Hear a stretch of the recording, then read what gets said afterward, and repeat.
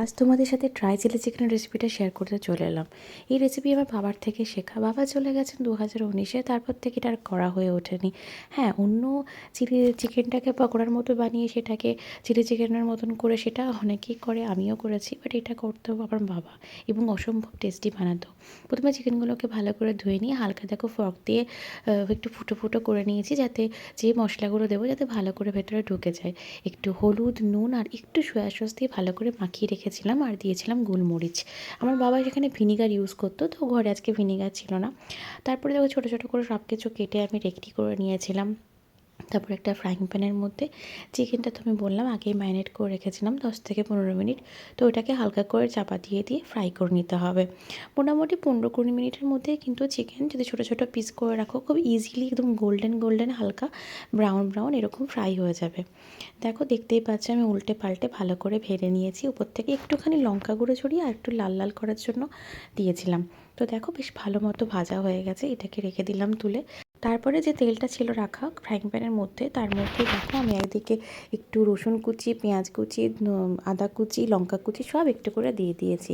হালকা হালকা দেখো নাড়িয়ে একটু ফ্রাই করতে গোল্ডেন কালার একটু আসার সময় সময় আমি দিয়ে দিলাম একটুখানি উপর থেকে নুন। তারপরে আবার হালকা ফ্রাই করলাম। আমি এখানে এক্সট্রা অ্যাড করেছিলাম পেঁয়াজকলি। বাবা পেঁয়াজকলি দিত না, তো ঘরে ছিল বলে আমি ওটা কুচো কুচো করে ওটাকেও দিয়ে দিলাম। দেখলাম বেশ ভালোই লাগবে আশা করা যায়। তো সেটা দিয়ে হালকা চাপা দিয়ে একটু ফ্রাই করলাম 5 থেকে 7 মিনিট মতো। দেখো বেশ ভালোই হালকা কালার আসছে। এর মধ্যে যত আমার ক্যাপসিকাম কুচি করে রেখেছিলাম ছোটো ছোটো পিস করে সেগুলোকে দিয়ে দিলাম। সবগুলো মিশিয়ে হালকা নাড়াচাড়া করতে করতে একটু নুন, হলুদ আর গোলমরিচ দিলাম। আর কিচ্ছু না, সিম্পল। হালকা দেখো আমি আবার ফ্রাই করতে শুরু করেছি। মোটামুটি আরও 5-7 মিনিট ফ্রাই করার পরে আমি একটু জল দিয়ে এটাকে জাস্ট একটু ভাপিয়ে নিলাম। পুরো মাখো মাখো এবং পেস্টের মতন হয়ে গেলে ভালো লাগবে না।